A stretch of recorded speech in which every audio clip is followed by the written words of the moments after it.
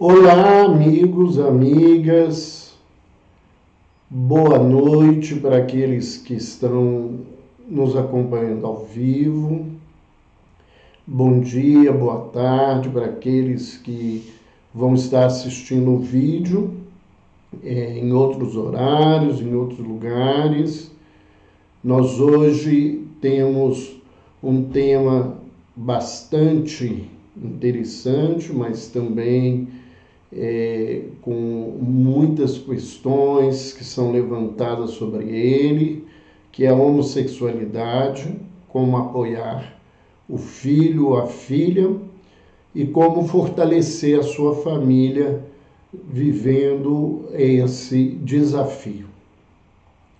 Então, lembrando já desde agora a todos aqueles que estão nos acompanhando, que nós em breve vamos estar abrindo as inscrições para a terceira turma de alunos para o curso Sagrado em Nós. E desde já também lembrar aos alunos da primeira e segunda turma que em agosto nós vamos ter um novo encontro.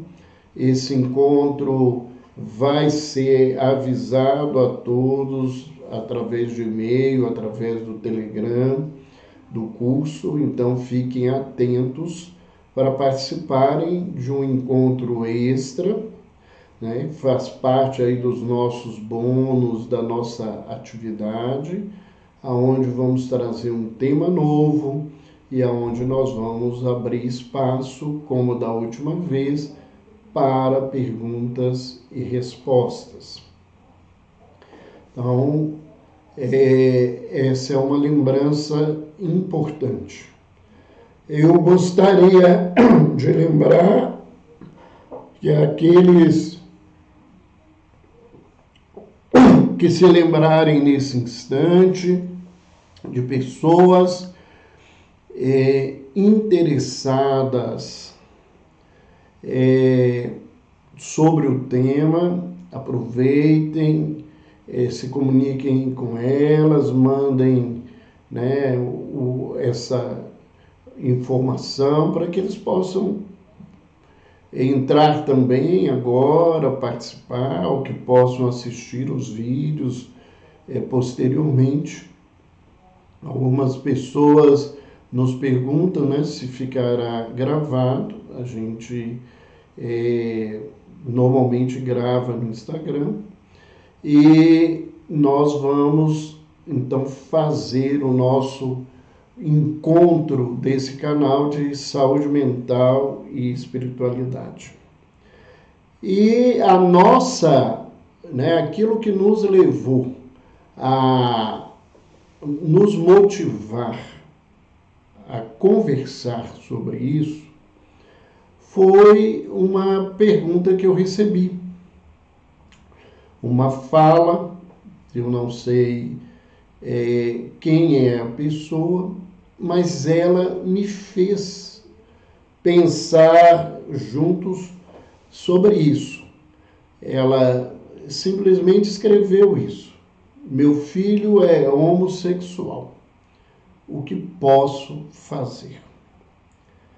Então, a nossa conversa vai ser sobre todo esse contexto, ouvindo alguém que nos perguntasse sobre isso, ouvindo uma pergunta como essa para nós, a gente precisa oferecer algum tipo de resposta.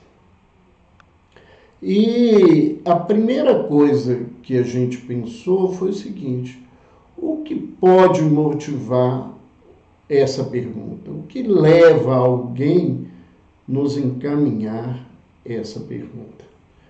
Porque só de pensar nesse contexto, nós vamos ver que se abre um espaço enorme de aprendizado. Então, a primeira coisa, alguém pode ter me mandado essa pergunta por simples curiosidade.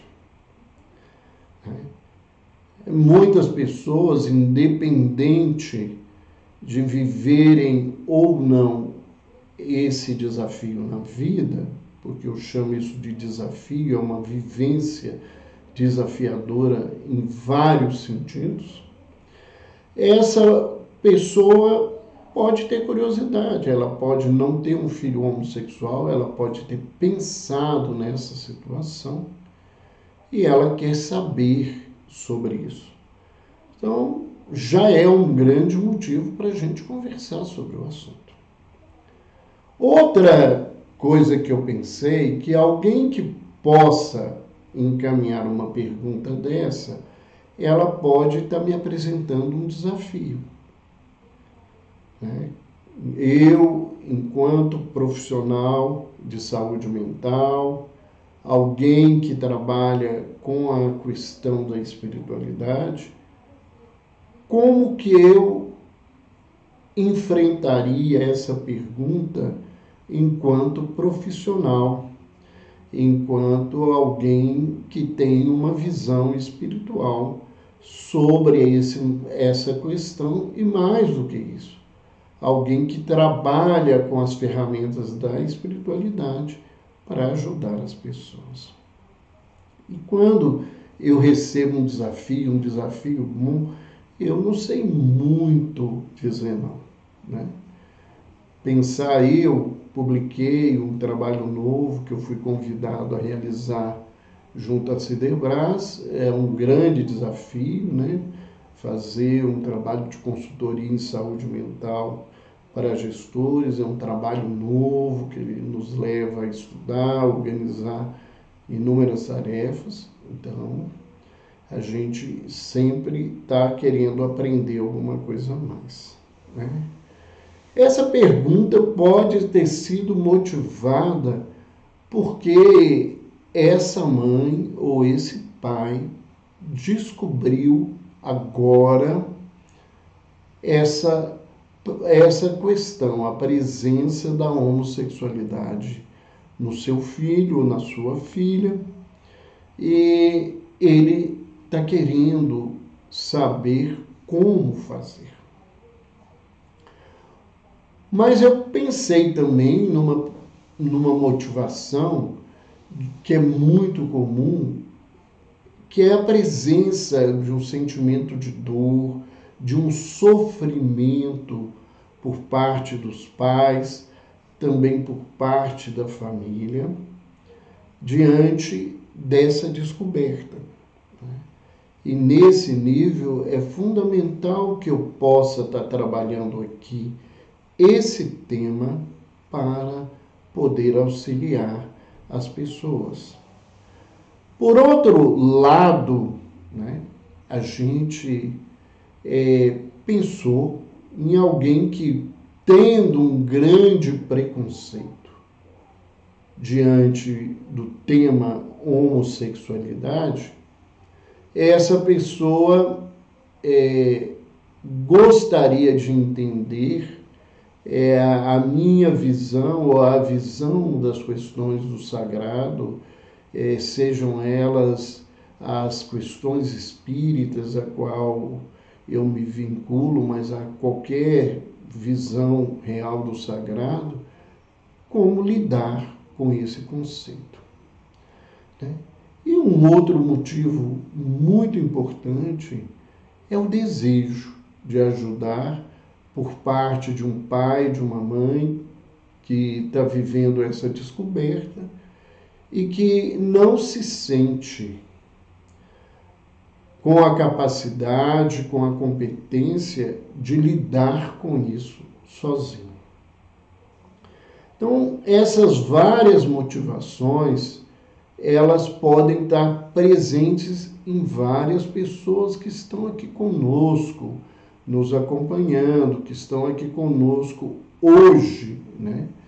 Buscando ouvir e conversar sobre esse tema.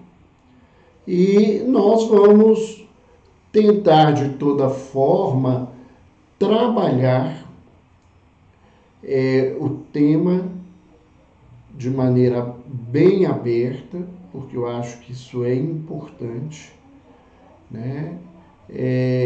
De trazendo colocações claras, tanto do ponto de vista da ciência médica, das ciências psicológicas, quanto do ponto de vista da conduta das pessoas, tanto aqueles que vivem essa homossexualidade, quanto aqueles que estão com o desafio de aprender a lidar com isso também, sendo parentes e amigos dessas pessoas. Então, a primeira coisa que a gente traz é o que é a homossexualidade, né? A sexualidade, né, ela se apresenta nas criaturas de 3 formas. A heterossexualidade, que é a forma mais comum de manifestação da sexualidade na nossa sociedade, a homossexualidade e a bissexualidade. Eu acho que é importante que a gente pense um pouco e com clareza, né, que a situação que nós convivemos hoje nesse contexto, não dá para se comentar sem lembrar que o sexo, ele se manifesta no homem, né, como masculino ou feminino, e nós temos as pessoas intersexuais, que são aquelas que têm alguma alteração genética que se transformou numa formação alterada da genitália ou dos órgãos genitais da pessoa. E é só essas formas. Então, quando nós estamos falando de sexo, a grande maioria de nós, ou são homens ou mulheres, e sempre nós nos encontramos nesse lugar, né? Isso é biológico, né? Você nasce com essa conformação, ou então com as alterações genéticas que fazem com que a anatomia da pessoa não defina com clareza se ela é macho ou fêmea. Mas a homossexualidade é a maneira como nós lidamos com a energia sexual, que está presente em todos nós. E ao falar de homossexualidade, nós estamos falando de pessoas que predominantemente em suas vidas têm uma preferência afetiva e sexual por parceiros do mesmo sexo. Quando a gente fala predominantemente, por que a gente diz isso? Porque muitos, né, heterossexuais têm vivências, e até vivências por um longo tempo, na adolescência e na juventude principalmente, com uma vivência de homossexualidade que depois ela não é assumida ou não é desejada mais por ele. Eu acho que não é essa linguagem melhor, mas mais facilmente entendível, e ele se torna ele se torna heterossexual. Então, os trabalhos, as pesquisas mostram que homens heterossexuais e mulheres heterossexuais podem ter, durante um espaço menor e bem menor do que o outro espaço vital da vida, né, de experiências homossexuais. Outra coisa importante de a gente falar, quando a gente está falando dessa predominância, que é muito comum pessoas que são bissexuais, ou seja, que elas têm experiências, elas têm escolhas afetivas e sexuais para ambos sexos, né, serem consideradas durante um tempo da sua própria avaliação como homossexuais. E muitos heterossexuais, né, os chamados heterossexuais, têm vivências, principalmente vivências escondidas homossexuais, e que na realidade não seriam héteros, mas seriam bissexuais. Então, muitos homens têm relações durante as suas vidas, mesmo homens casados, com outros homens, e isso também acontece com as mulheres, mas isso é feito, né, na calada da noite, no escondido da vida, e isso fala de uma bissexualidade que as pessoas não conseguem conviver e assumir. Quando a gente fala de homossexualidade, as pessoas nos trazem muitas perguntas. E a primeira pergunta que alguém pode me trazer é o seguinte: isso é uma doença? Olha, durante um tempo, a área da medicina e da psicologia, a homossexualidade era chamada de homossexualismo e era considerada um transtorno. Mas já há algumas décadas, né, esse trabalho foi sendo desenvolvido e hoje, né, a psiquiatria, a psicologia, a medicina, a Organização Mundial de Saúde não consideram mais a homossexualidade como se fosse uma doença. Um profissional médico ou psicológico que atue dessa forma, ele está ferindo os preceitos da sua categoria profissional, ele está ferindo o seu código de ética, e isso não é a realidade com que se trabalha hoje em psiquiatria e psicologia, principalmente. Então, não é considerado uma doença, né? Uma outra pergunta que as pessoas nos fazem, antes da outra pergunta, né? Muita gente traz o tema para nós como se a homossexualidade fosse contagiosa, né?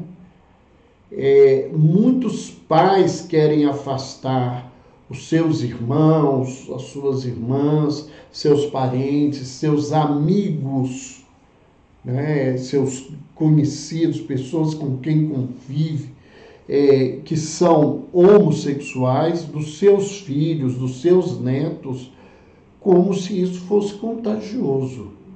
E isso não é verdade. Não é uma doença e muito menos uma doença contagiosa. Essa postura, o que define é o nosso preconceito.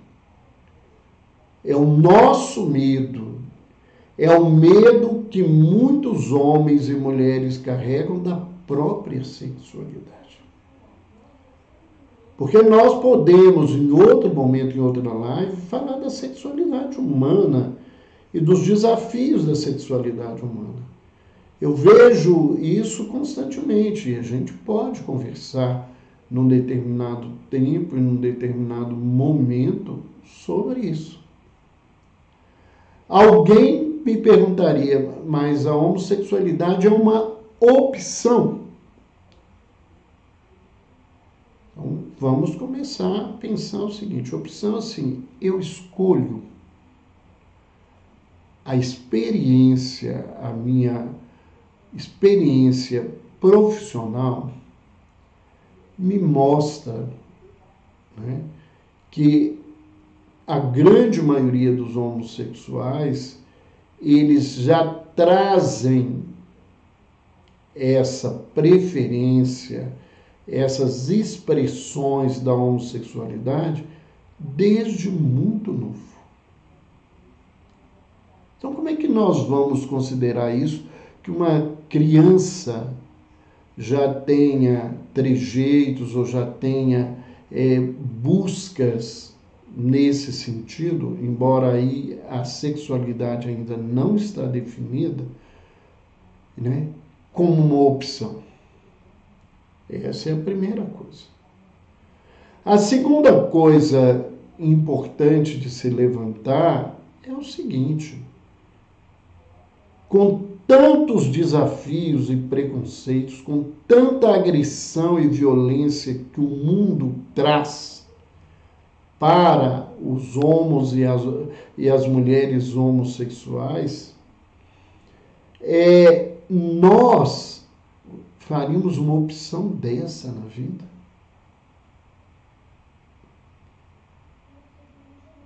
Eu escolho isso para viver? Né? Para mim, isso é um absurdo.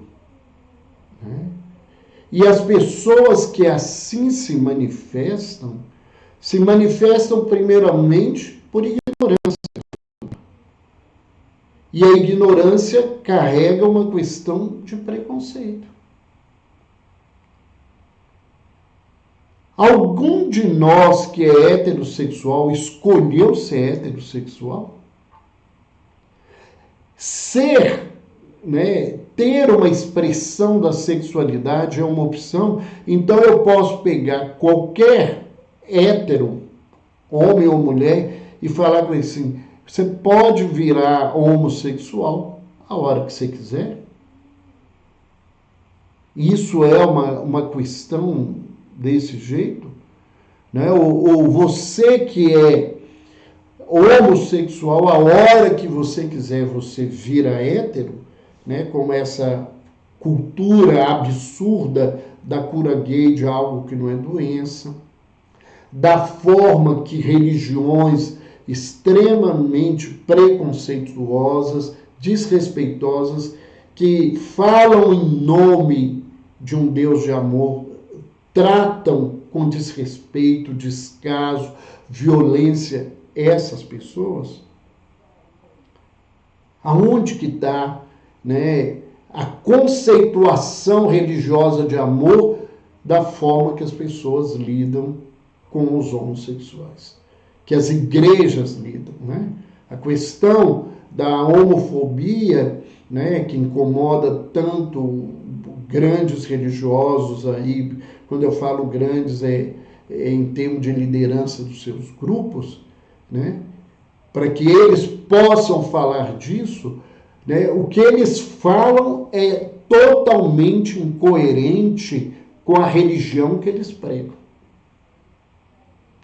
E como a maioria no Brasil são religiões cristãs, né, eu questiono com toda tranquilidade aqui na minha fala se Jesus trataria qualquer homossexual como eu vejo a fala de religiosos que se dizem cristãos falando da homossexualidade e dos homossexuais.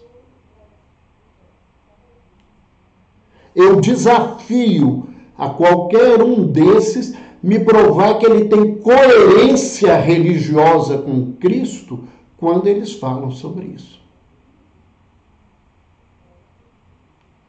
Se em algum momento, né, na vida de Jesus, ele discriminou qualquer tipo de pessoa, dando direito àqueles que se chamam cristãos de fazer tal comportamento. Né? Então, eu não consigo entender que eu posso fazer uma opção para nascer na miséria, né, para viver na miséria, na boca do lixo, ou para ser alguém que vai viver situações de violência e sofrimento, como ainda é no mundo inteiro, e o Brasil é uma das maiores manifestações de desrespeito e destrato à população LGBT, que mais, no mundo. Né? Então, isso é importante a gente pensar. Né? Mas alguém poderia me falar assim, mas isso não é natural. Nós vamos até falar mais à frente, vamos usar uma fala do apóstolo Paulo sobre isso. Nós vamos voltar a falar mais sobre isso. Mas eu queria perguntar se uma coisa não é natural, ela é artificial. Né? E a criação dos seres, até onde eu consegui até hoje estudar e entender sobre o sagrado, está sob, né, o poder e a sabedoria de Deus. Então, tudo na natureza é natural. Eu posso não entender, isso é uma outra coisa. Ah, mas isso é uma aberração humana. Também não é uma aberração humana. Quem fala isso não sabe o que está dizendo. Os trabalhos científicos nesse campo apresentam para nós mais de 1.500 espécies entre os animais e as aves, peixes, que têm comportamentos homossexuais, em que há o macho e a fêmea, e que muitas vezes até na presença de um possível parceiro do sexo oposto, se mantém essa vivência com o mesmo sexo. Nós podemos lembrar que há uma pesquisa que mostra que 8% dos carneiros domesticados, eles têm comportamentos de escolha de parceiro do mesmo sexo, mesmo na presença do sexo oposto por toda a sua vida. Então, nós vamos ver que na natureza há outras manifestações desse jeito, dessa forma. Então, isso, a gente tem que matá-los, a gente tem que queimá-los, tem que agredi-los, ofendê-los, né? Porque eles vivenciam essa situação.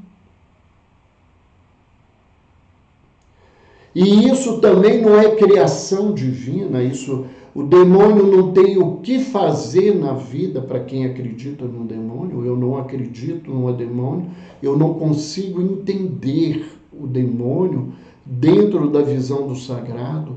Se Deus é o poder absoluto, se tem um poder absoluto no mal, o mundo não tem um poder absoluto, tem dois poderes absolutos, então não existe um Deus.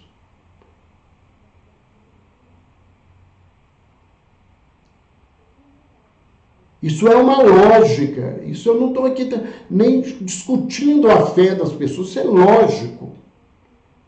Isso é uma questão lógica. E um Deus que criasse, porque se a visão é que Deus criou um demônio, um Deus que cria um ser para fazer o mal de todo o tempo para as pessoas, ele não é, né, dentro da sua capacidade, toda a bondade e todo o amor pela humanidade ou pela sua criação.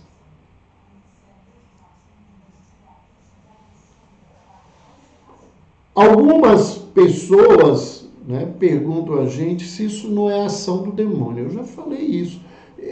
O demônio é o melhor amigo do homem. Continuo repetindo, né? E os espíritas que não acreditam no demônio arrumaram o obsessor, que hoje é o substituto oficial do demônio e é o melhor amigo desses que acreditam que ele é responsável pelas coisas nossas.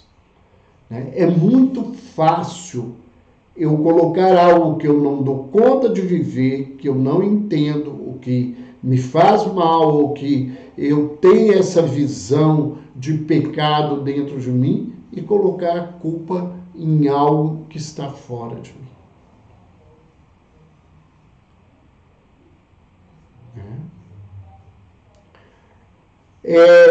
Uma outra questão, né, que é a questão do pecado, que nós levantamos aqui nesse primeiro momento, nós vamos voltar a falar disso mais à frente. A homossexualidade é uma experiência na evolução? Eu acredito que sim. Se ela está presente em toda a história da humanidade, e muitas culturas a aceitaram de uma maneira muito diferente, como hoje, na atualidade, a maior parte das culturas faz, embora nós temos culturas no mundo que convivem com a homossexualidade, diferente da cultura judaico-cristã, diferente da cultura islâmica, que é fruto do judaísmo, como o cristianismo é. Então, é uma experiência da evolução. E alguém perguntaria assim, é uma experiência boa ou má? É uma experiência. Pode ser uma prova, né, um aprendizado para a pessoa, onde que ela vai aprender coisas como ela vai aprender na heterossexualidade, como ela vai aprender na bissexualidade, como ela vai aprender nascendo de pele branca e de olhos azuis, ou nascendo negra de olhos negros, né? Que você tem experiências mais diferentes nesse contexto, certamente. Né? Ou vai ser uma expiação, né? um novo reaprender de condutas ligadas à sexualidade, que você tem que reparar aquilo que se complicou na sua vida, também é possível. E acredito que sejam questões plausíveis no entendimento.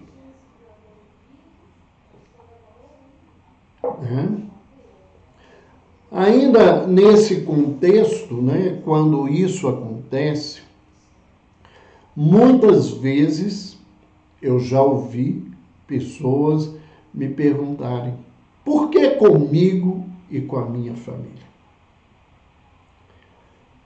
E aí eu respondo de uma outra forma. Por que não comigo e com a minha família? Quando nós fazemos essa pergunta dirigida a Deus, por que eu estou passando por essa provação, por essa expiação, por esse aprendizado, por essa experiência, seja o termo que as pessoas conseguem assimilar, né? Eu estou questionando e colocando que eu sou melhor do que os outros. Por que eu não vou viver essa situação? E eu estou desejando que isso esteja no lar do outro e não no meu lar. E nesse sentido, né, a gente ouve homens, principalmente, mas também mulheres, mas principalmente homens, dizer: se eu tiver um filho homossexual, eu vou quebrar ele no porrete. Por quê? Os filhos vêm para o mundo para atender o meu desejo, a minha vontade. Deus coloca um filho na mão de um pai e de uma mãe para isso. É nesse sentido, é nesse contexto. Ou pais e mães que falam comigo assim, isso eu não ouvi uma nem duas vezes no meu trabalho. Eu preferia ter um filho drogado. Eles não sabem o que é um dependente químico. E eles não sabem, por exemplo, o que é um alcoólatra em uma fase extremamente complicada e grave da doença. Eles não sabem o que é, né, um indivíduo que se degrada moralmente e eticamente por causa da dependência do crack. Essa situação é extremamente complicada. Então, nós temos que pensar nesse contexto com muito mais clareza. Né? Falando, né, diante dessa situação, a gente tem inúmeras reações. Então, a reação que as pessoas têm é um susto, uma surpresa, né? E às vezes é uma constatação de observações que fazia que queria esconder de si. Porque muitos pais e mães percebem essa situação e não se apresentam na condição nem de conversar entre o casal sobre isso. Né? Então, muita gente se assusta, se surpreende, principalmente quando a homossexual tenta ela mesmo ter vivências heterossexuais e de repente modificam esse caminho. Então, essa é a primeira reação. E uma segunda reação que é muito comum diante de toda notícia ruim que a gente tem é de negar. Não, isso não é verdade, isso é invenção dele, ele está criando coisa que não existe, chifre na cabeça de cavalo, isso não acontece, a gente vai levar ele no médico, num pai de santo, vai levar ele na igreja, isso, aquilo, outro, isso vai desaparecer. Então, essa situação de negar que não existe, que não nos ajuda, né? Mas é uma situação extremamente comum. Depois vem a raiva, né? Eu vou quebrar, eu vou bater, eu vou pôr na rua, eu não quero ver nunca mais esse vagabundo, essa vagabunda, isso, aquilo, outro. Né? É um outro nível de reação. Não resolve. Não vai resolver para você, não vai resolver para ele, não vai resolver para a sua família.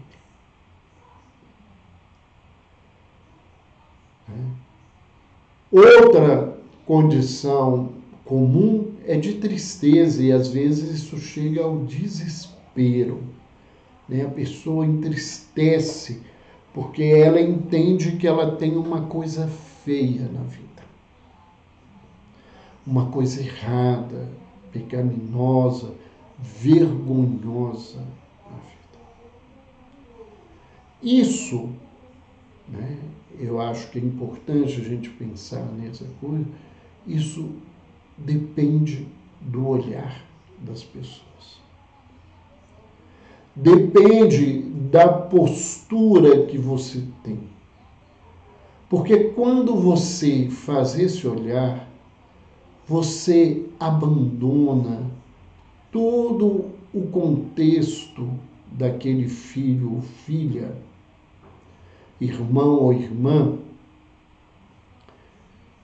que ele tem de bom, de experiência, de convívio, de realizações, de tudo, para adentrar a um campo que deveria ser um campo específico da vida das pessoas, né? A gente se ocupa demais com quem as pessoas vão para a cama.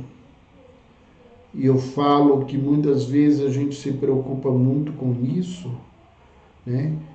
Porque a cama, né, com quem que a gente está ou sem alguém para estar, nos incomoda muito. Então a gente tem que pensar nisso. Mas quando entra nessa tristeza e desespero, a gente precisa e trabalha ver outro lado e outra coisa. Porque nós estamos diante de gente, de pessoa, diante de um filho, de um irmão, de um amigo, de uma amiga. E aonde vai isso tudo? Isso tudo desaparece nesse contexto. Eu quero que ele suma da minha vida, por quê? Porque ele me difama?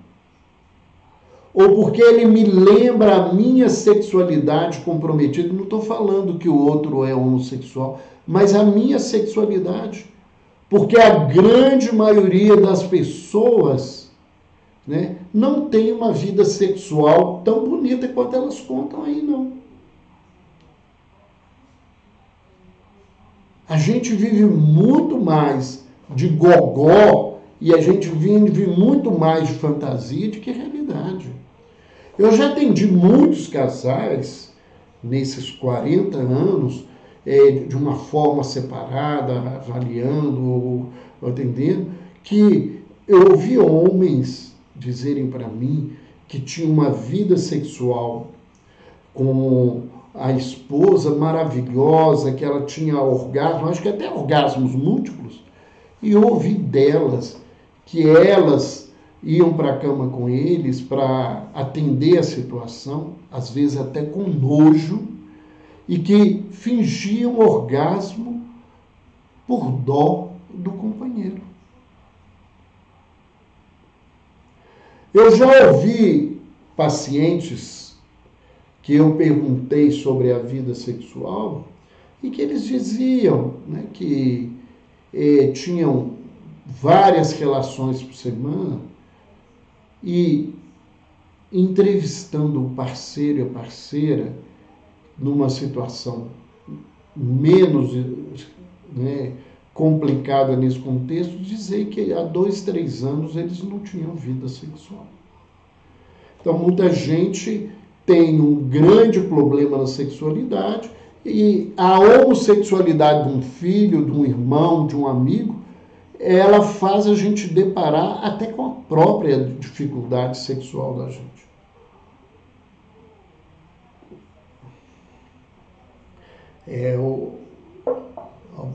O Ney aqui colocou que a opção é time de futebol, gostar de tipo de música. E ele brincando, porque nós conversamos muito sobre isso, o Ney, como eu, a opção seria poder nascer de olho azul. E a gente não nasceu de olho azul, né, Ney? O olho azul foi para outro. A gente ama muito o olho azul, mas nós não temos nesse lugar. Uma outra vivência e reação é ficar imóvel, parado. Não dá conta de lidar com a coisa. Né? E aí é só o tempo que vai te fazer. Assim, você está abobado com a situação. É claro que dentro da nossa cultura isso acontece, né?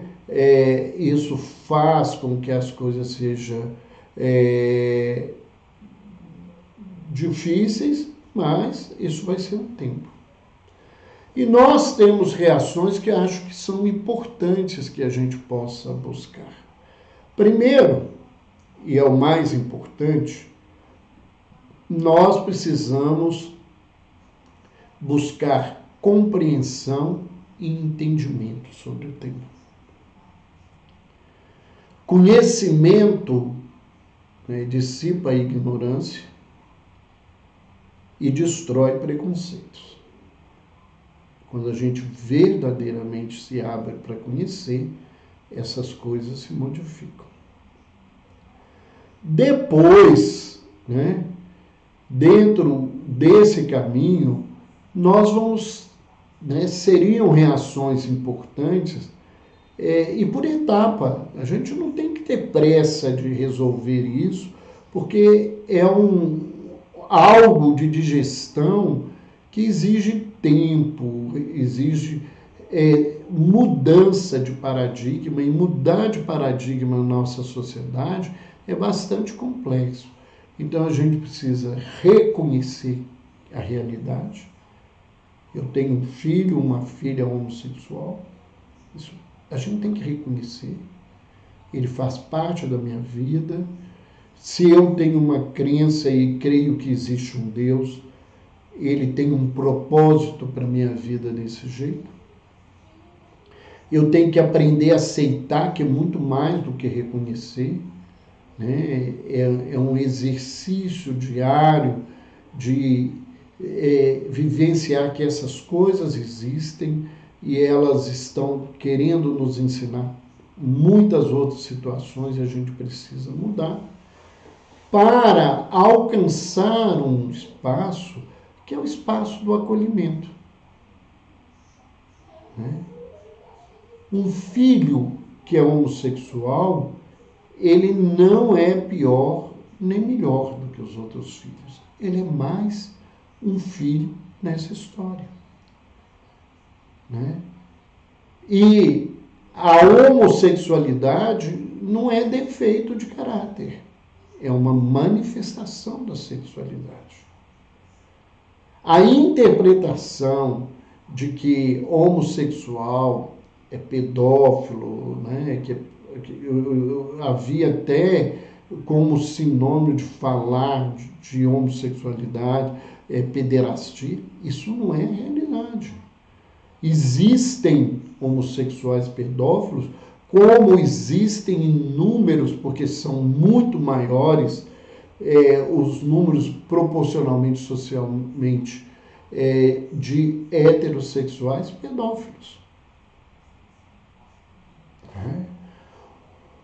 Ainda nesse contexto, né, alguém poderia... Por que essa experiência homossexual na minha vida, na vida do meu filho, da minha filha, na vida do meu irmão, da minha irmã, do meu neto, da minha neta, do meu sobrinho, da minha sobrinha? Qual que é esse propósito na vida? E aí nós vamos voltar a uma coisa que a gente sempre fala. O referencial, quando é dessa pergunta, não é o outro, sou eu. A minha pergunta não é por que a experiência homossexual no meu filho? Porque essa resposta é dele, não é minha. A pergunta que eu preciso fazer é por que a experiência de ter um filho, um irmão, um neto, um sobrinho homossexual. O que Deus quer comigo nesse contexto?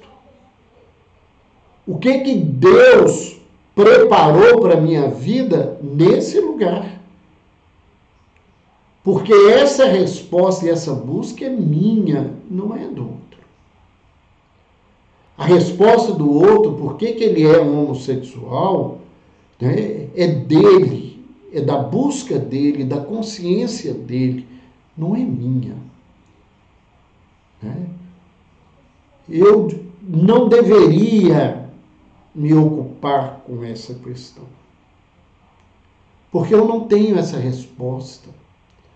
Essa resposta é interior, é da relação da criatura com o Criador. Não é a minha pergunta. Então, a primeira coisa que eu digo para quem está aprendendo isso é o seguinte: é aprendizado. Primeira coisa é aprender com o diferente, com aquilo que estatisticamente não é o comum. Eu vou usar o termo comum, não vou usar o termo normal, porque o que é normal? No Brasil não é normal beijar na boca, homem beijar a boca de homem. Na Rússia isso é normal. Na maior parte do mundo não é normal um homem casado oferecer a mulher dele para que o viajante que vai dormir na casa dele durma com a mulher dele e tenha uma experiência sexual. Existem tribos de esquimós que, se o homem recusar a dormir com a esposa daquele que o hospeda, isso é uma ofensa. Então nós vamos falar do que é comum ou menos comum, e não dessa questão de normalidade. A gente passa por essa experiência para vencer preconceitos.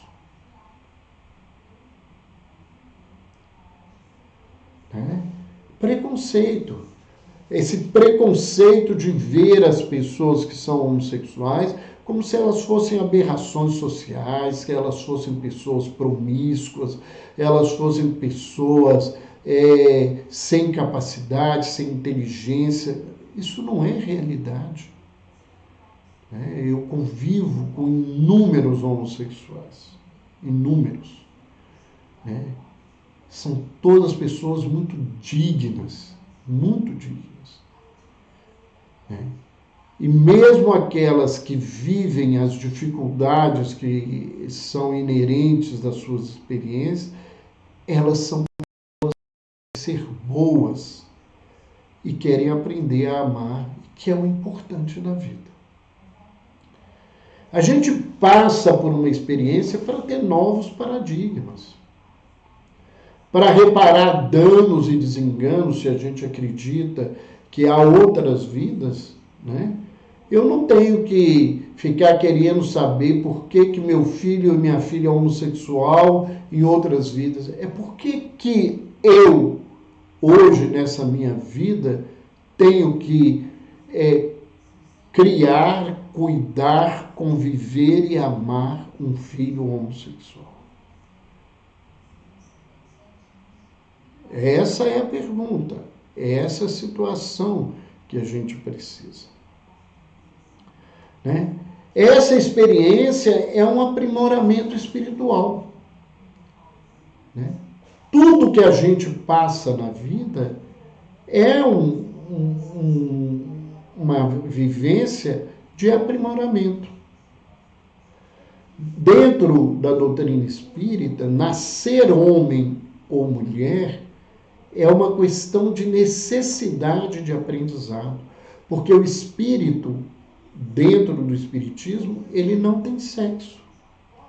Para ele, tanto faz nascer mulher ou homem. E ele nasce mulher ou homem pela necessidade da experiência. Numa cultura machista como a nossa, as gerações novas que estão vindo, heterossexuais, os homens estão tendo que vencer inúmeros preconceitos, enfrentar inúmeras situações que não são fáceis. Não são fáceis. Até de mudar o papel social dentro da casa, ele cuidar da casa, porque é a mulher que tem emprego, ela que consegue uma melhor situação. Isso, para um machista, isso não é muito fácil de viver, não. Então, é uma experiência de aprendizado. Né? É uma experiência, é um aprendizado. Se você entender o objetivo real e o propósito que a vida está te falando, isso vai ser diferente. Isso vai te proporcionar uma transformação pessoal, porque eu sei que eu sou muito ignorante, mas eu não consigo entender que Deus nos dê provas que não sejam capazes de nos aprimorar no sentido espiritual. Senão, eu não seria Deus, né, naquele lugar, porque se eu sou um Deus que eu dou provas que não são capazes de ser vencidas, eu não sou Deus. Né? A pessoa deveria pensar nesse lugar. Um Deus, se eu fosse um Deus, tudo que eu faria tinha que ter utilidade e crescimento. E é nesse Deus que eu acredito. E é esse Deus que Jesus ensinou, né? Se um filho pede ao pai, né, um pão e o pai não dá uma pedra no lugar e sim um pão, quanto mais o Pai que está nos céus. Nesse aprendizado, né, o que eu posso fazer, o que eu posso estar fazendo diante dessa experiência de homossexualidade que está na minha vida? Muita gente prefere negar. A gente nega muita coisa, né? Negação virou festa nos últimos 18 meses da Terra, né? 19 meses da Terra. Muita gente nega que tem pandemia, nega que tem coronavírus, nega um monte de coisa aí, nega a gravidade, deve negar os dados todos de morte, de sequelas. Então, negação é uma experiência comum do homem. Toda vez que a coisa me incomoda e eu não sei lidar com ela, eu não tenho coragem de enfrentar, eu nego. A negação é a escolha das pessoas que são covardes. Isso em toda a questão, se incomoda alguém, me perdoe, mas isso é uma realidade. Né? Se eu sou alguma pessoa que enfrento a vida, eu vou procurar entender as coisas em vez de viver a negação. Uma questão que as famílias fazem muito, ou a mesma pessoa faz com ela, é exigir que ela seja heterossexual. Isso é tão doloroso quanto exigir um heterossexual ser homossexual, porque não faz parte da realidade íntima dele. Isso é para quê? Para fazer imagem, fazer bonito? É continuar uma história, por exemplo, que é muito comum no Brasil, deve ser no mundo inteiro sempre, mas no Brasil isso ainda é muito comum, né? A filha muito nova fica grávida, a família esconde, e quando a criança nasce, os avós assumem como se fossem filhos, para que a filha não fique mal falada. Eu estou preocupado em cuidar com o amor do outro, ou eu estou preocupado com a aparência da minha família e do meu lugar?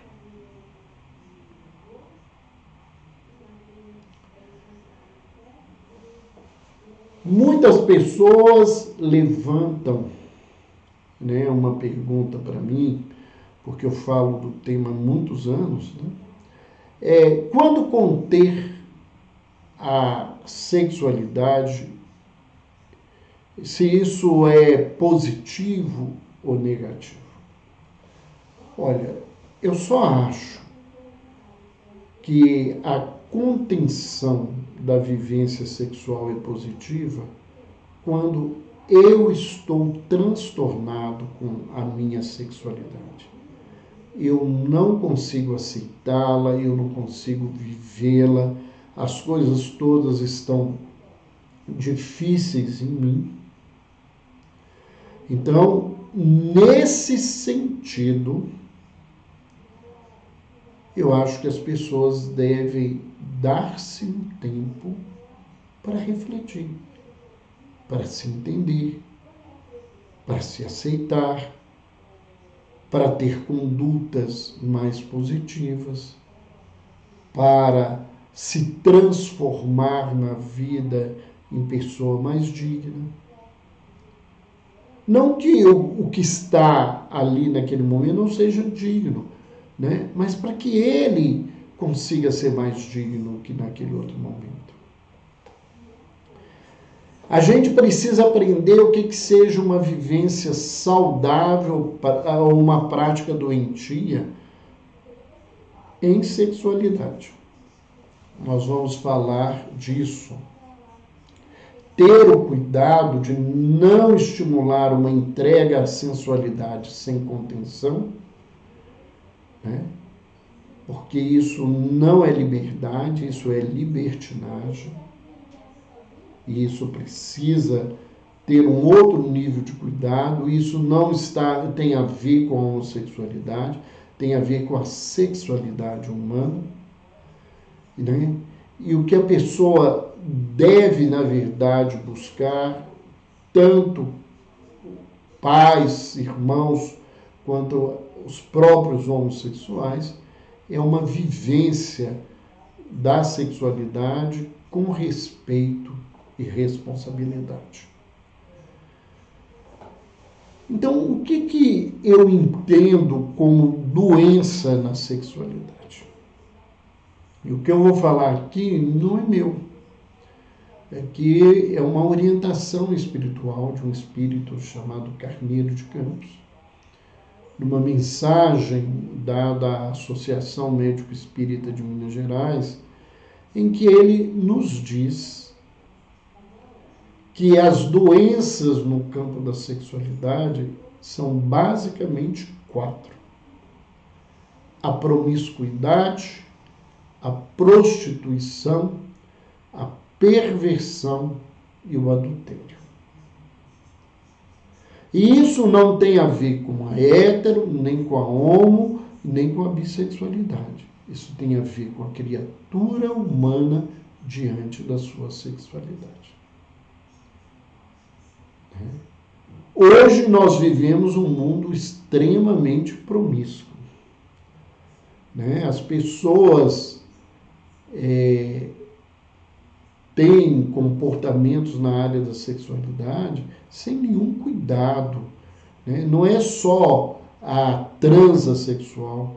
Esse pessoal que vai, por exemplo, para essas festas e disputam quem beija mais, em termos de saúde pública, talvez possa ser mais perigoso do que uma pessoa transar com muitas pessoas no mesmo dia. Porque nós temos mais bactérias patogênicas na nossa boca do que no conduto intestinal, no ânus e mesmo nos órgãos genitais. Prostituir é aquela ação que a criatura tem de utilizar-se da sensualidade para ganho material. E nesse contexto, a gente sabe de homens e mulheres que se prostituem no casamento. Não vamos discutir isso aqui agora. Perversão, é sair do sentido da sexualidade na busca dessa dignidade, desse respeito, que a gente tem que ter da responsabilidade. E aí nós temos inúmeros casos. E o adultério, que é a traição dos compromissos de um casal. Esse adultério pode ser sexual, mas pode ter adultérios de outros compromissos, porque o casamento é um contrato, e quando um ou outro desrespeita um contrato que o casal fez, ele está adulterando o contrato e ele pode estar comprometendo a vida do outro, a vida da família, a sua própria vida, achando que está certo e com direito, embora tenha contratado um e outro para essa situação. Nessa busca, né, o que a gente tem que alcançar? Que desafio, né, que nos é lançado nesse contexto? É o aprendizado da aceitação, do equilíbrio, da responsabilidade, do respeito e da sublimação. Lembrando que sublimar não é conter. A palavra sublimação é levar essa energia sexual para algo de útil e de preferência, dentro daquilo que eu entendo, de transcendente, que te cresça espiritualmente. Então, esses são os desafios, tanto para as pessoas que vivem a experiência, quanto para aqueles que estão ao lado dessas pessoas. Né?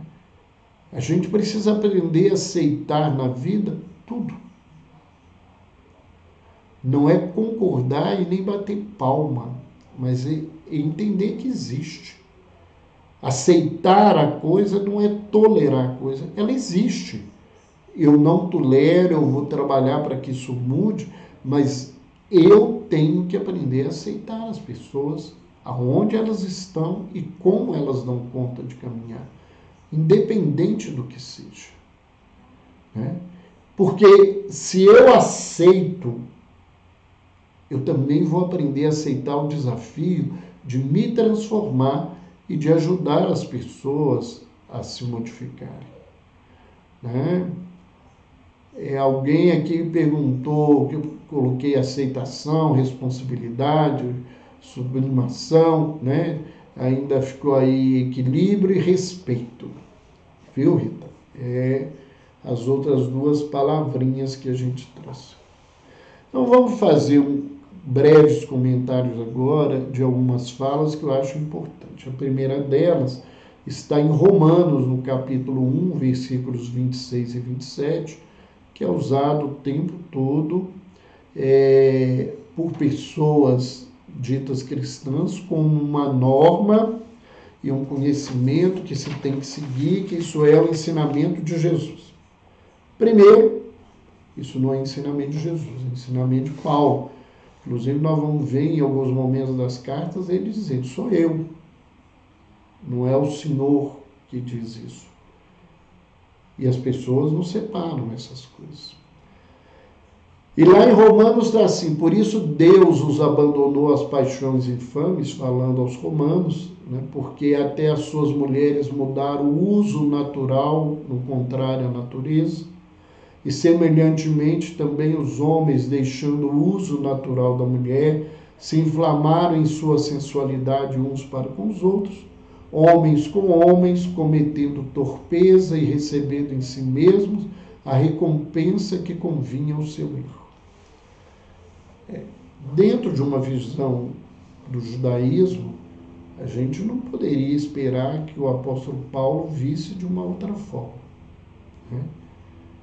Mas alguém pode dizer, isso está escrito na Bíblia e é verdade. Então a gente tem que viver isso e o homossexual tem que ter recompensa do seu erro, do castigo, que isso não está certo. Então a gente, né, aqui tem mulheres e homens e a gente vivendo a nossa sexualidade. Se Paulo está certo nesse jeito e a gente tem que viver e a nossa sociedade está aí desenvolvendo, Paulo disse, na primeira epístola aos Coríntios, no capítulo 7, no versículo 1, que bom seria que o homem não tocasse em mulher. Então, por que a gente toca mulheres? Está escrito na Bíblia. Por que que o outro está certo? Porque me interessa, e o que não me interessa não está no contexto. Né? Ele afirma que cada um tem a sua própria mulher e que cada mulher tem o seu próprio marido. É assim socialmente. E por que que não é? Ele diz que a mulher não tem poder sobre o seu corpo, e sim o seu marido, e que o marido também não tem o poder sobre o seu corpo, e sim sobre a sua mulher. É isso que acontece. A gente acredita nisso piamente, mas está lá escrito na Bíblia. Então eu não vou prolongar aqui, né? É só entender que essa é uma leitura daquele momento, e hoje eu trouxe coisas para ser refletido, que seja natural, do que está na natureza, e como se explica na natureza a presença, né, dessas vivências da sensualidade dos parceiros do mesmo sexo em animais que normalmente para procriar tem que ter uma vivência heterossexual. Então a gente gostaria que a gente refletisse. Emmanuel, através da psicografia de Francisco Cândido Xavier, diz assim: a homossexualidade, que também hoje é chamada transexualidade, isto naquela época se usava, hoje a transexualidade não é a questão da homossexualidade, né? Embora vivenciar filhos trans para a grande maioria das pessoas um desafio, e às vezes um desafio ainda muito mais difícil. Alguém nos pediu para falar sobre isso, eu acho que o contexto do que eu estou dizendo cabe muito bem. Eu não vou falar sobre transexualidade, porque eu tenho os meus conhecimentos ainda muito pequenos, as minhas experiências com transexuais não foram com famílias, né? Foram com os próprios transexuais que eu tive que atender e acompanhar, vivendo experiências muito difíceis, inclusive com tentativas de autoextermínio por causa do preconceito, por causa do abandono, das agressões de pai, mãe, de família, de sociedade. E ele continua que a homossexualidade, em alguns círculos, definindo-se no conjunto de suas características por tendência da criatura para a comunhão afetiva com uma outra criatura do mesmo sexo, não encontra explicação fundamental nos estudos psicológicos que tratam do assunto em bases materialistas. Concordo plenamente. Eu tenho um capítulo de um livro da editora Fé, né, ligado a um trabalho da Associação Médico Espírita de São Paulo e depois a Associação Médico Espírita do Brasil, que eu trago que a única explicação que eu encontrei plausível para entender a homossexualidade foi através da lei da reencarnação, que é o que ele diz, mas é perfeitamente compreensível à luz da reencarnação. E ele continua dizendo, né, que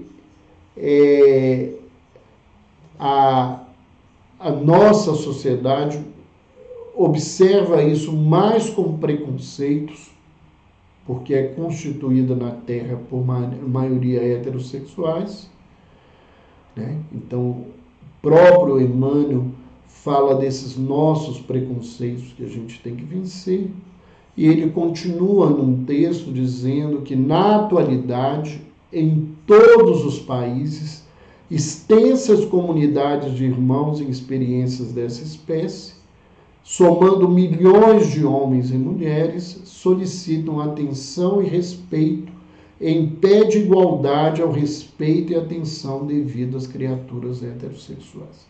Só queria lembrar que esse texto foi escrito em 1960, há exatamente 60 anos atrás, né? Onde que essas manifestações não existiam e que ele levanta, que haveria um aumento dessas populações, exigindo, de todos nós esse respeito.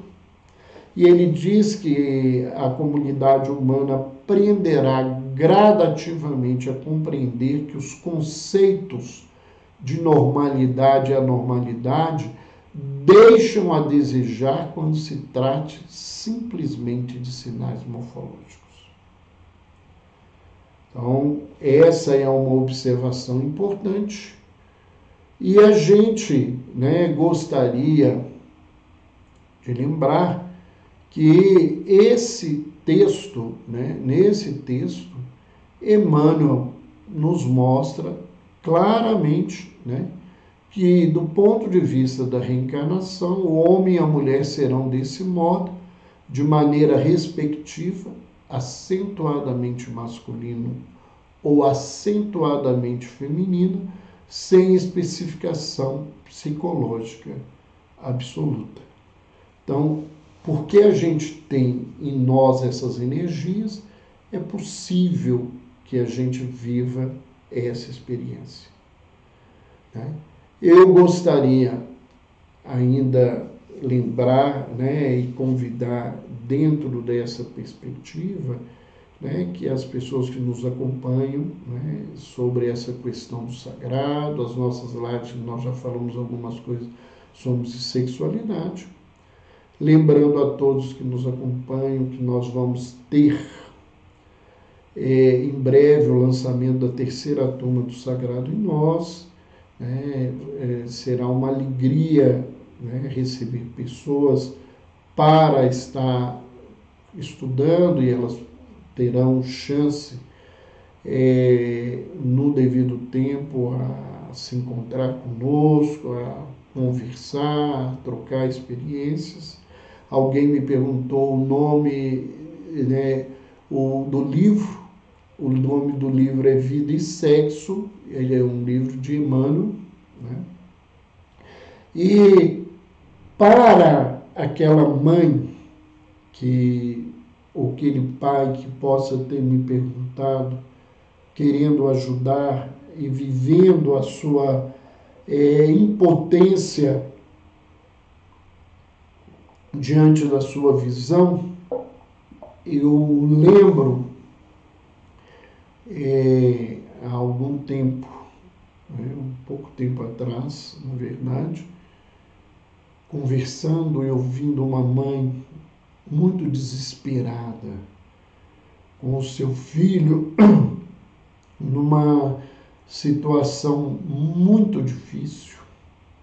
Não era questão nem da homossexualidade, nem da transexualidade, ela se sentindo muito culpada, que ela teria obrigação de salvar o filho das drogas, da marginalidade, de todo aquele contexto, numa dor muito intensa, numa experiência que não me é comum dentro do consultório. Eu ouvi o Espírito Carlos, que nos ajuda, nos orienta, dizendo: diga a esta mãe que se apresenta em tão grau de sofrimento, Deus não colocou o seu filho em suas mãos na obrigação de salvá-lo, mas ele lhe deu este filho na certeza de que ela poderia amá-lo. Meu filho é homossexual. O que eu posso fazer? E a resposta é essa. Ame o seu filho homossexual, ame o seu filho heterossexual, ame seu filho bissexual, porque a proposta da vida é o amor. E quando nós nos localizamos no amor, nós nos encontramos com Deus. E Deus, algumas vezes, nos coloca experiências onde esse aprendizado de amor exige mais esforço, porque nós estamos ainda longe dele e ele gostaria que a gente estivesse mais próximo da sua grandeza. Então, se você tem um filho homossexual, se você vive essa experiência, eu te falo enquanto profissional, eu te falo enquanto homem, enquanto espírita e muito mais do que isso. Eu te falo enquanto pai de um filho homossexual. Ame-o. Essa é a experiência que a gente tem que buscar nesse aprendizado. Muito obrigado pela presença de todos, pela companhia. Se gostaram, indiquem para as pessoas, vai ficar gravado no Instagram. Se acham importante, podem ouvir de novo para aproveitar quem às vezes adentrou mais tarde, né?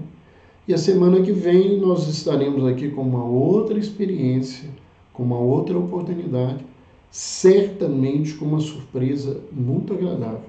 Nós vamos trazer na próxima semana, né, que é a primeira terça-feira do mês de agosto, um médico, um geriatra, um grande amigo, um profissional extremamente respeitado no Brasil inteiro na área que ele trabalha, né, o Dr. Fábio Nasa, para nós conversarmos sobre envelhecimento e espiritualidade, né, que é uma coisa que está preocupando a todos. Mas um beijo, coração, fique prestando atenção.